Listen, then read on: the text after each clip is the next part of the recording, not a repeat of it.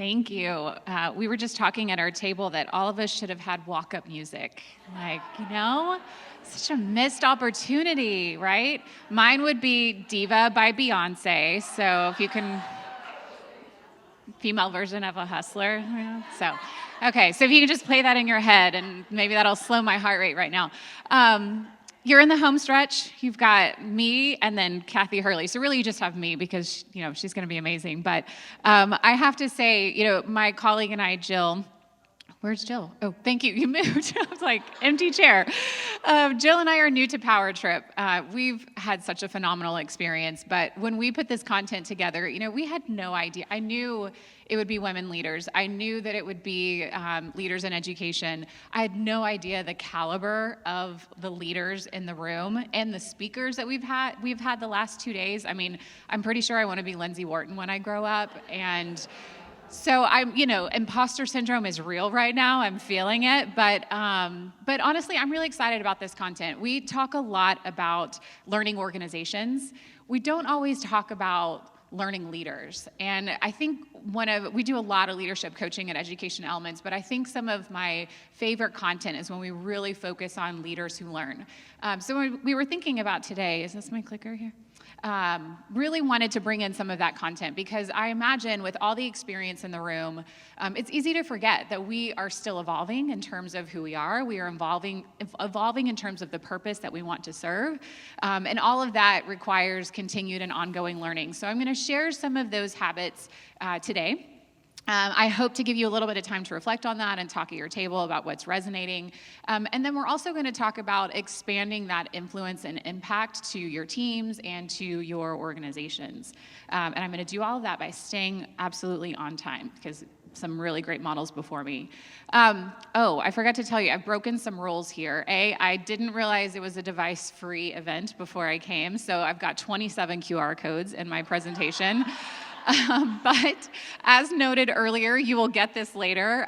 But this is one of my favorite articles. I wanted to share it. I'll tell you the other rule I broke here in a second. But this one, you may know this story. I didn't know this story before I came to this organization, but it's a great story. I think it's a legend. Who knows if it's really true, but it's a great story. So we're going to keep retelling it like it is true.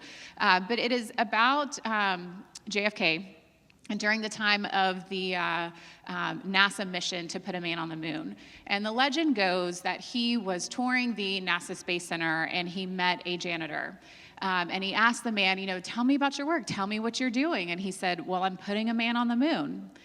And he was so inspired by that core, like the alignment to that core vision. It didn't matter if you were an engineer working on the space shuttle. Didn't matter if you were in the mailroom distributing, paper throughout the organization. Everyone was singularly focused on that mission to put a man on the moon.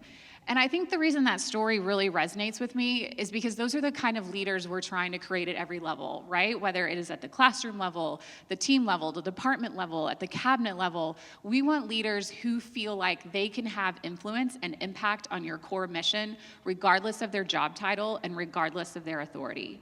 So these are some mindsets that, I'd love to live in a space where we've got leaders at every level of a school system that embrace some of these mindsets here, and because of it are continuing to learn and embrace these leadership learning habits. So one of those mindsets here is my ability to lead is not determined by my title, by my job description. It is my mindset, it is my belief, it's the actions that I do every day. There's this mindset of I'm going to embrace and own my own learning and my own development.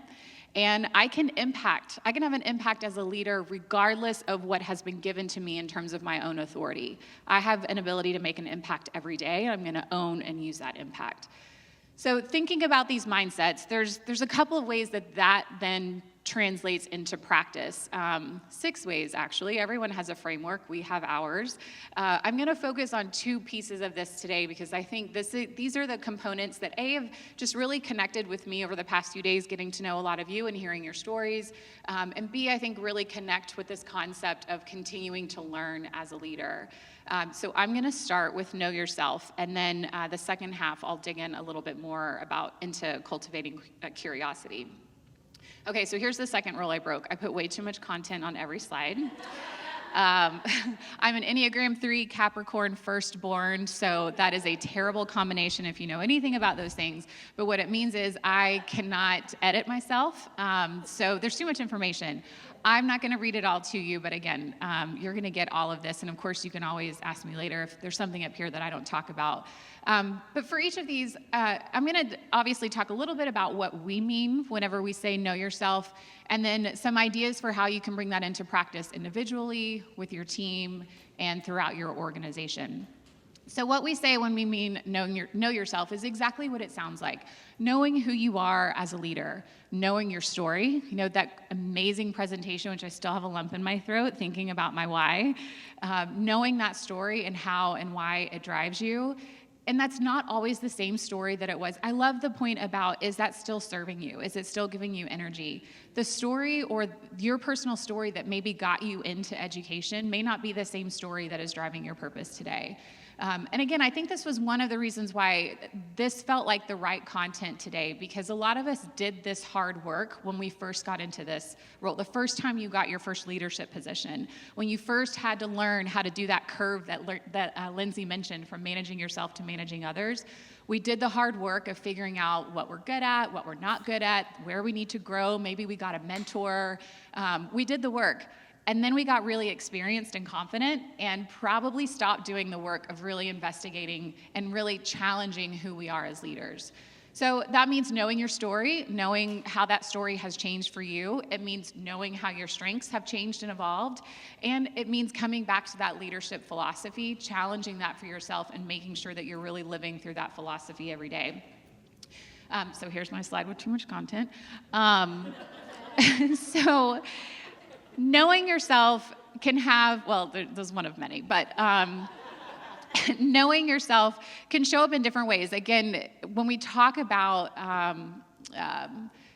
having impact both at the individual level and the team level and organizational level, it obviously requires intent there.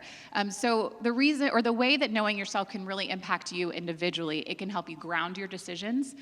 Certainly over the past few years, you have had to make some incredibly difficult decisions. We all know that's probably not going to change, but having a real clear sense of purpose and identity of who you are as a leader can help ground you in those decisions, and also keep you very aware of what your biases are, what your tendencies are, and ways in which you tend to veer away from those core values.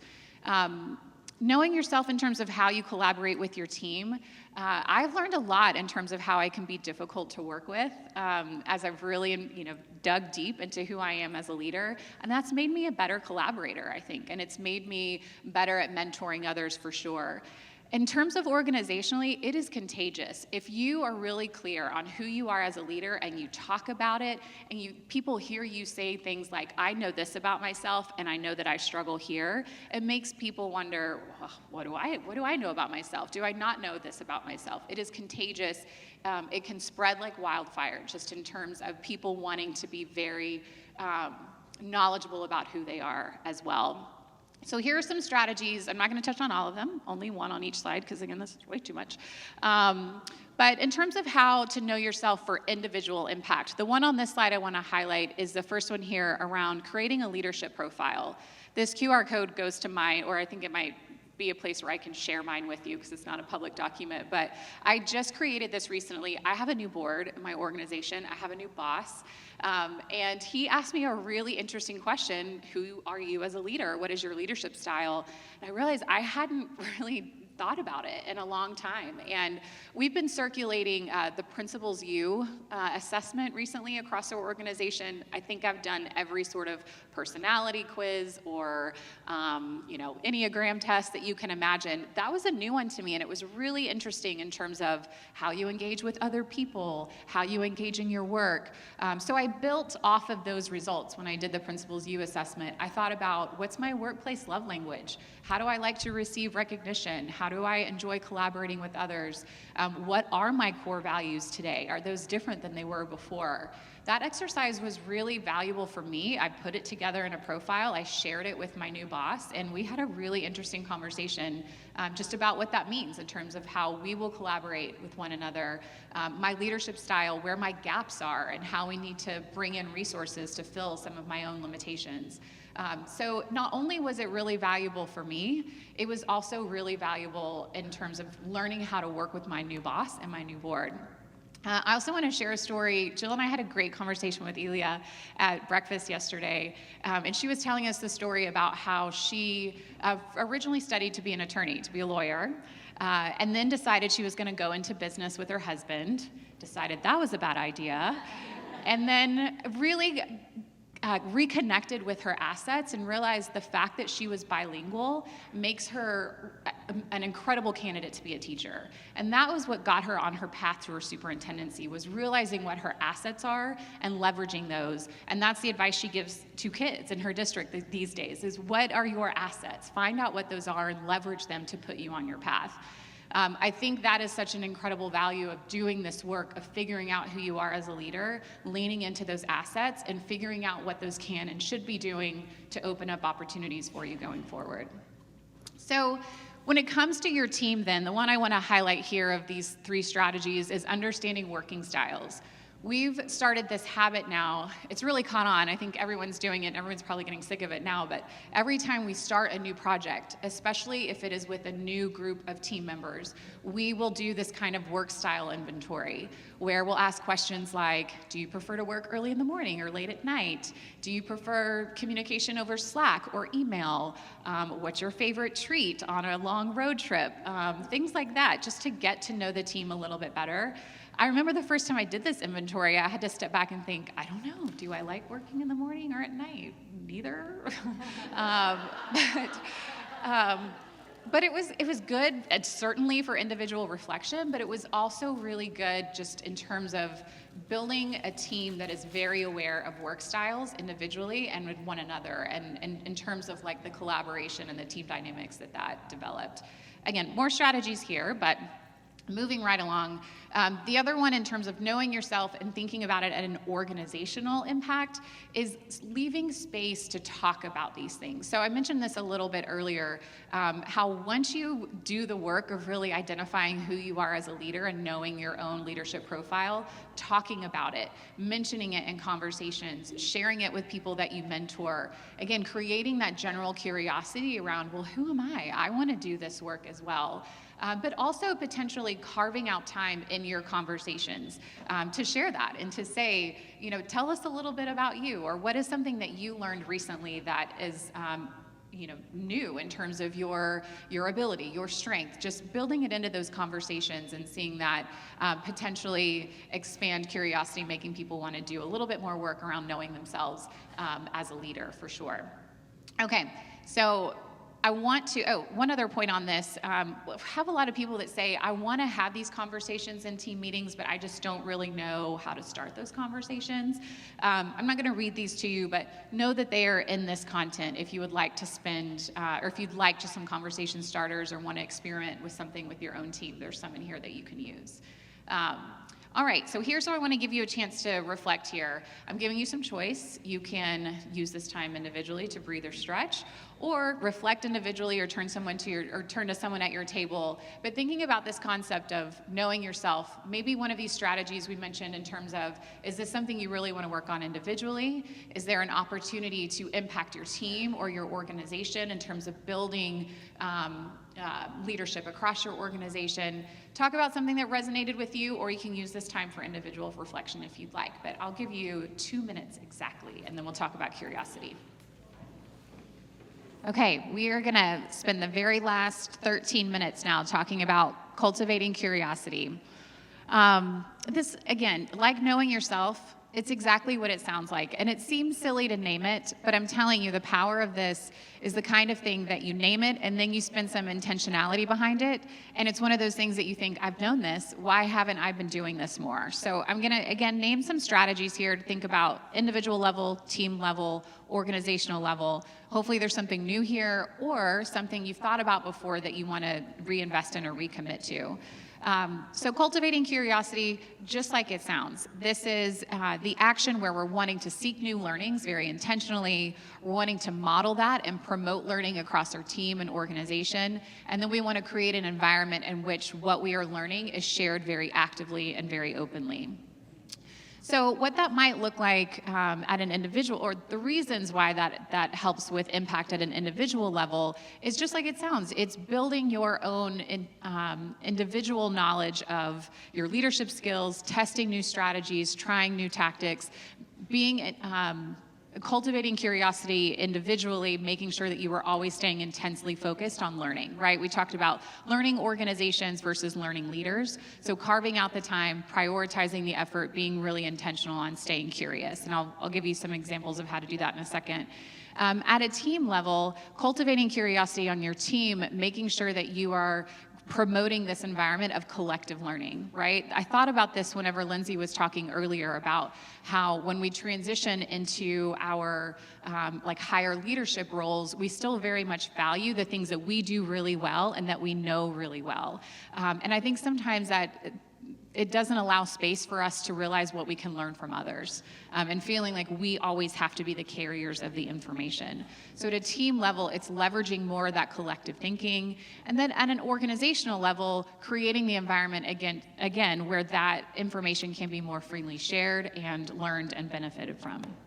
So cultivating curiosity at an individual level.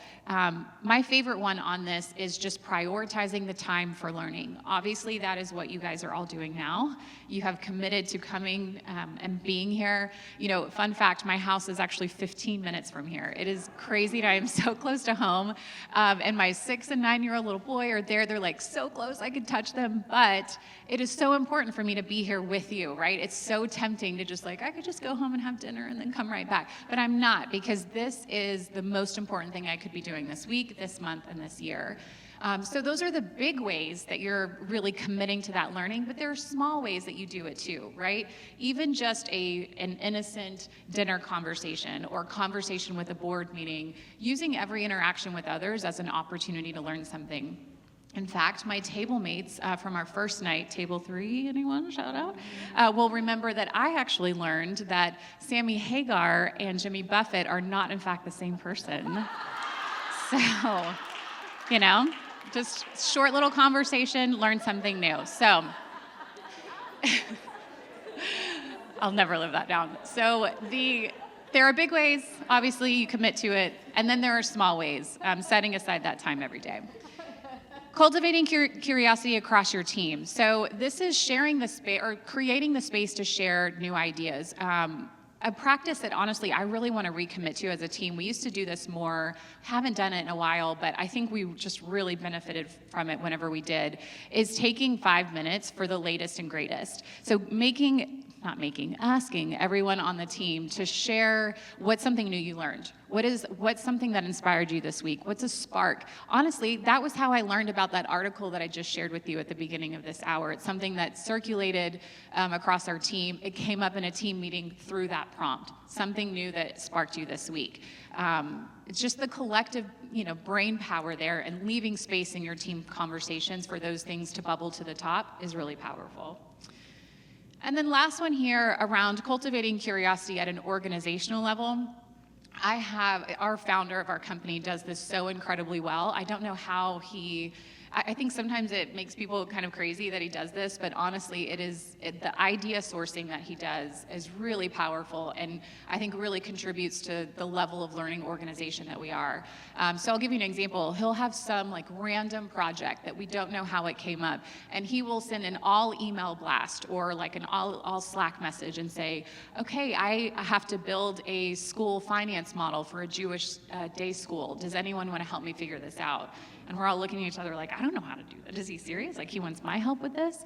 But the organization's gotten really comfortable with hearing those asks and individuals feeling like, yeah, there's something interesting about this. I'm going to volunteer to do this. But sourcing ideas in unexpected places in very open ways, and being open to having a completely random cross-section of your team or organization contribute to something, leads to some really powerful solutions and ideas.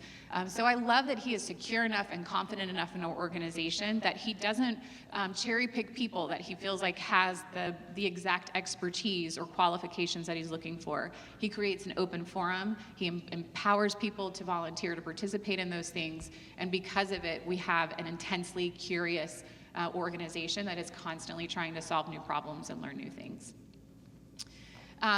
I'm not going to do questions because we have just about 5 minutes left, but I would rather instead yield my time because I think this is a really powerful action. Again, going back to knowing yourself as a leader, cultivating curiosity. Oftentimes you'll get content, it sits on the top of your mind. Kathy's going to give a great presentation. You'll forget all about me. You'll walk out of this room and you'll never think of this stuff again, unless you think of one thing that you really want to commit to and that you want to try. Maybe it's something for you individually, knowing yourself as a leader, cultivating curiosity. Maybe it's a habit or practice that you want to establish with your team. Maybe it's something that you feel like organizationally you can commit to or start. So I'm going to give you that 5 minutes, if that's okay, and let you reflect on that, name it, write it down, and hopefully that'll be the thing that you carry with you today. All right. Thank you so much. You guys are great.